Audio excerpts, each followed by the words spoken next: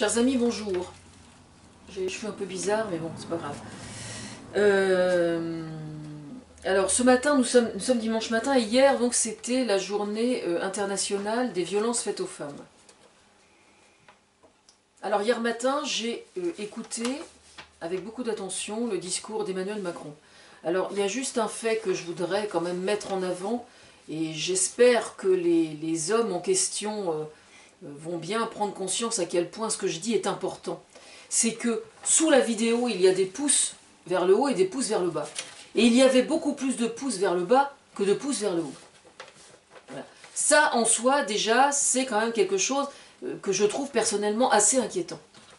Alors j'imagine que les gens qui mettent le pouce vers le bas ne sont pas nécessairement, parce que c'est difficile de savoir évidemment, est-ce que ce sont des gens qui s'en prennent à Emmanuel Macron parce que c'est Emmanuel Macron et parce que politiquement c'est intéressant de bondir sur l'occasion pour essayer de remettre en cause son efficacité sur le sujet, ou est-ce que ce sont des gens qui considèrent que la journée internationale contre les violences faites aux femmes, ça n'a pas lieu d'être? C'est ça en fait ma question.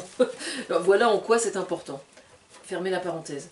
Ce matin, alors, en ce qui concerne tout ce qu'il a dit, moi je rejoins parfaitement la position des différentes associations.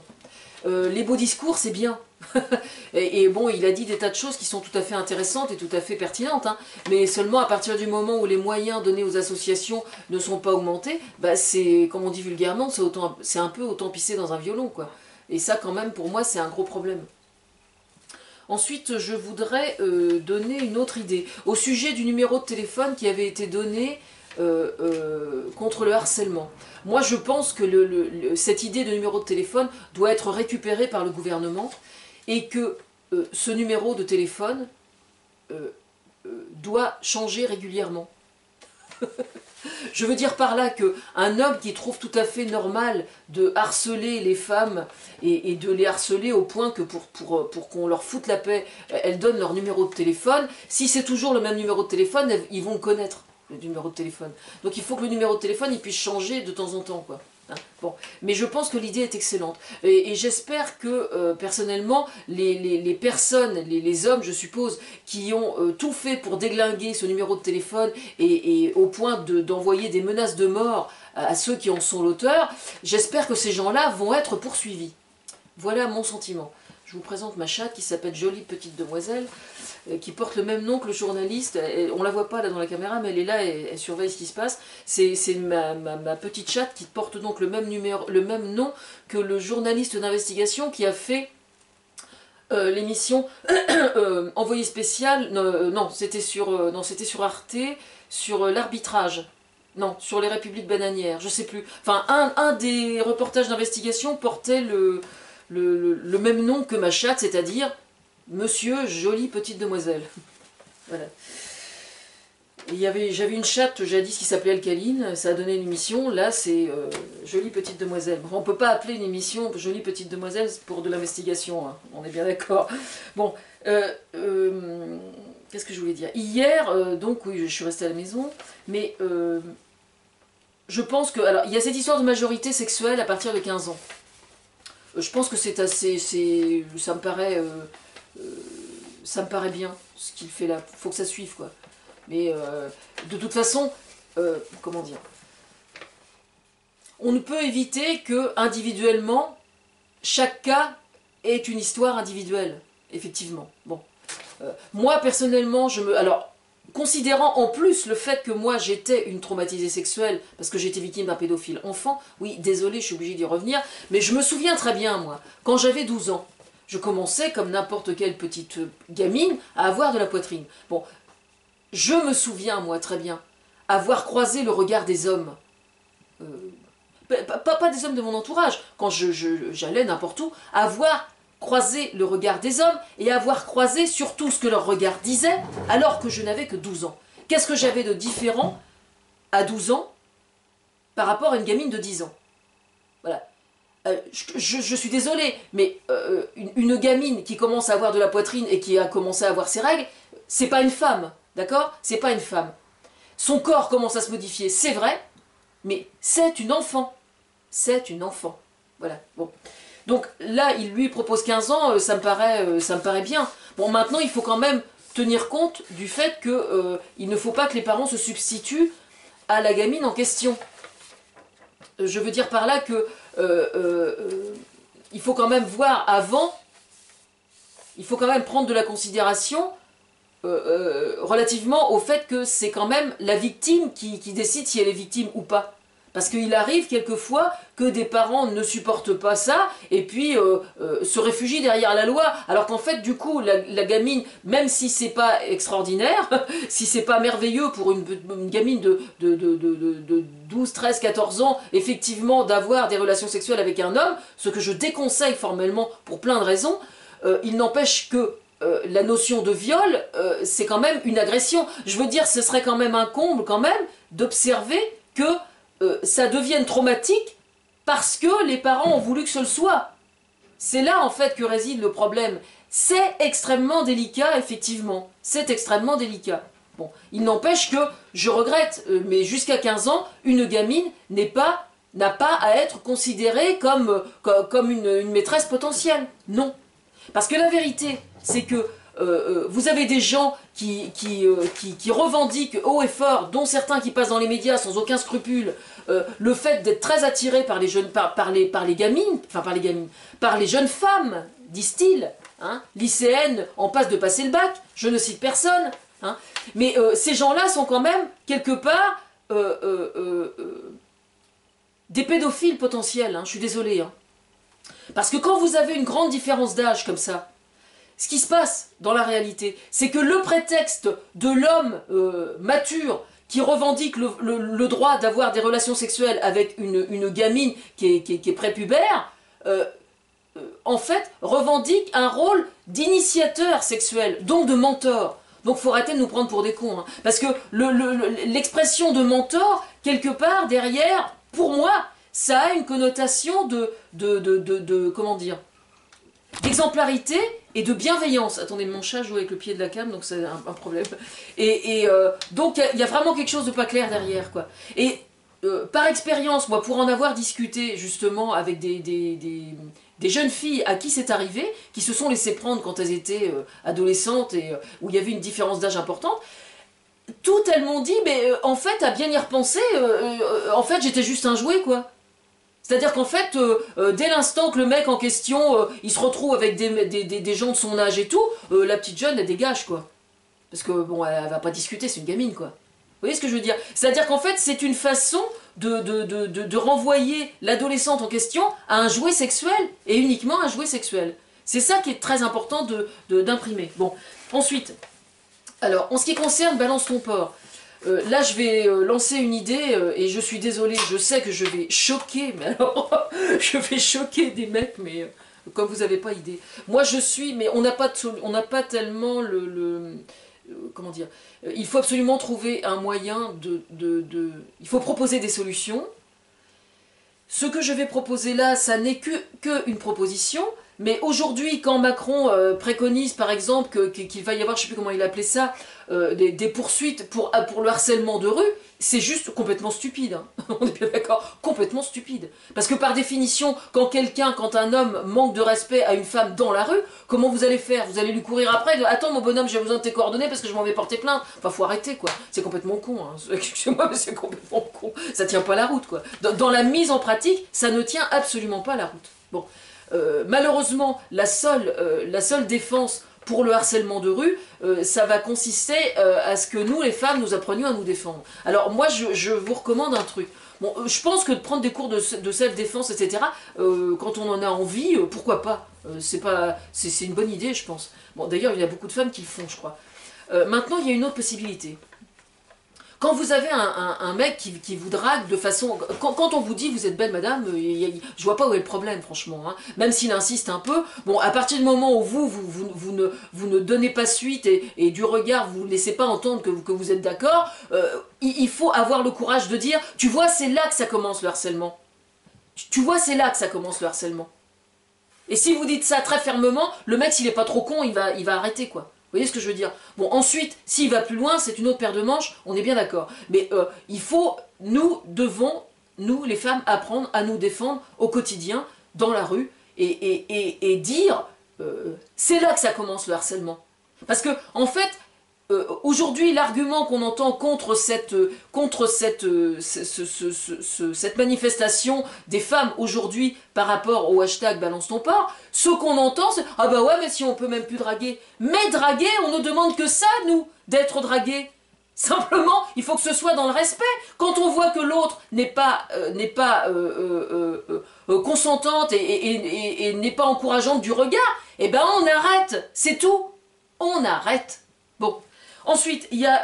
alors, mon idée en question, ça va faire gueuler, mais j'assume, ce serait de constituer un fichier de harceleurs.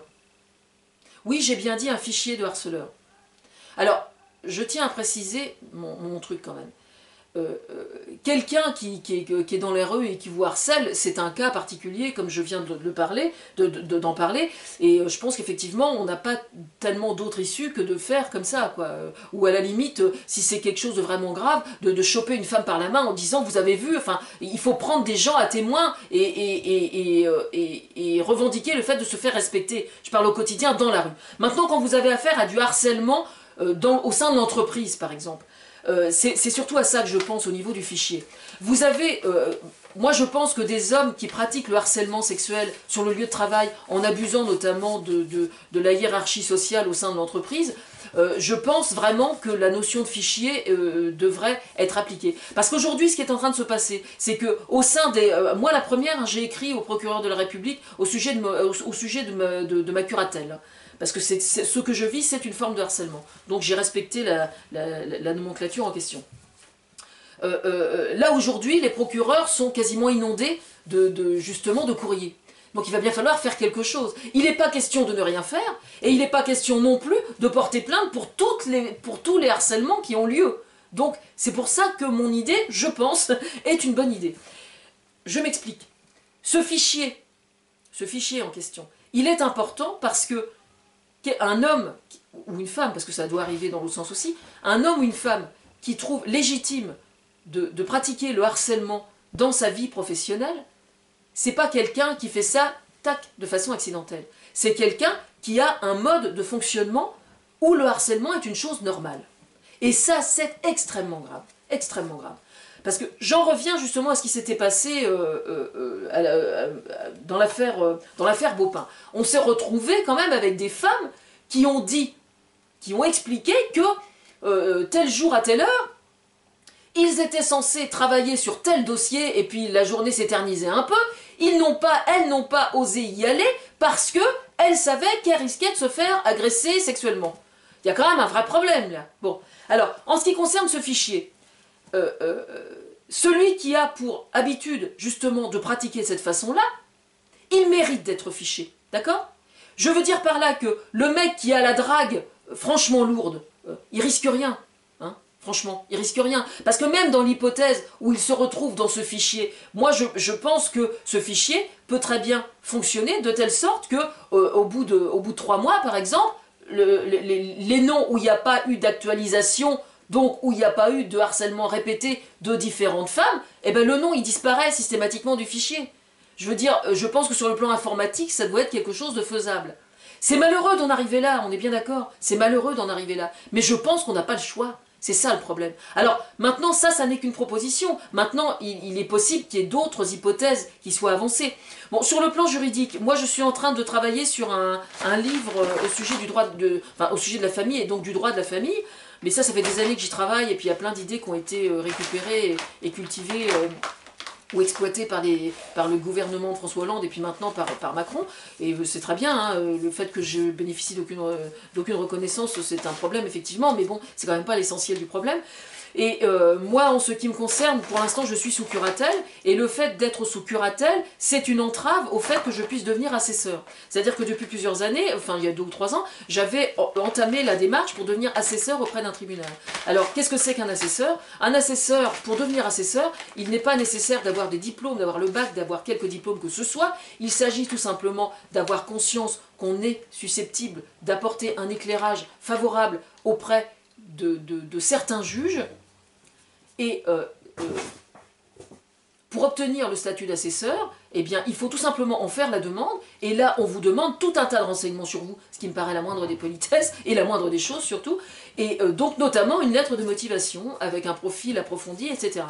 Donc je suppose que pour devenir assesseur, on fouille énormément dans votre dossier, ce qui me paraît là encore tout à fait normal, mais quand on a d'une certaine façon la chance de connaître un sujet de société de façon particulièrement pointue, je pense qu'il est important pour la justice d'avoir les assesseurs justement pour pouvoir éclairer les juges en question. Parce que, par définition, quand on a vécu certaines choses, par exemple les gens qui ont été victimes d'attentats, que ce soit dans la salle du Bataclan ou ailleurs, et qui s'en sont sortis, peuvent devenir assesseurs et peuvent apporter énormément de choses aux gens qui travaillent sur le trauma, sur la santé, etc.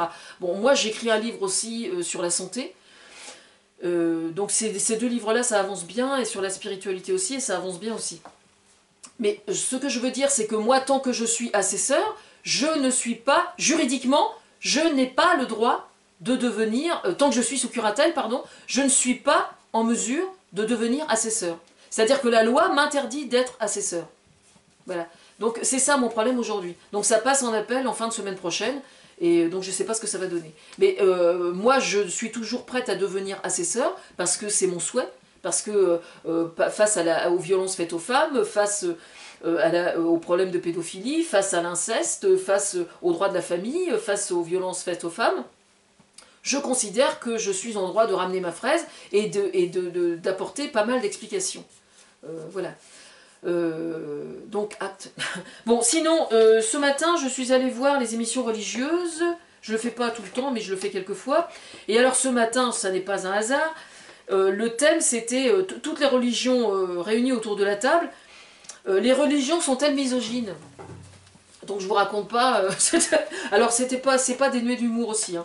Mais je vous recommande vraiment d'aller voir ça, parce que c'était tout à fait interpellant. Et alors il y a notamment une phrase qui a été prononcée, je sais plus par quelle femme de quelle religion, mais les interprètes de nos religions sont misogynes. Ce ne sont pas les religions qui sont, ce sont les interprètes de nos religions qui sont misogynes. Voilà. Donc c'est vrai pour certains. Alors j'ai trouvé quand même que dans la religion judaïque, les femmes avaient quand même une grande gueule, hein, j'ai remarqué.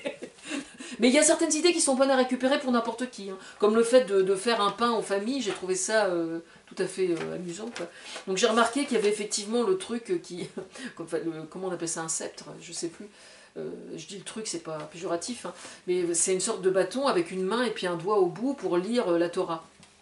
Et donc j'ai trouvé que ça ressemblait énormément au Gratte d'eau, qui est une chanson de Thomas Fersen, qu'il avait fait, je sais plus sur quel... dans 3 petits tours, je crois, il avait fait une chanson qui s'appelle Gratte d'eau, donc je trouve que le truc pour se gratter le dos, ça doit pas être mal non plus. Enfin, on peut le faire comme un porc aussi, contre un arbre, avec une écorce assez épaisse. Voilà. Ce sera tout pour aujourd'hui. Ce sera tout sur ce point. Voilà. Oui, je vous recommande d'aller écouter Geneviève Fraisse, qui est une philosophe qui a travaillé dans les instances européennes à une époque et qui a parlé de tout ça de façon très intéressante et interpellante sur France Inter ce matin. Donc je vais donner le lien sous la vidéo. Bon dimanche à tous.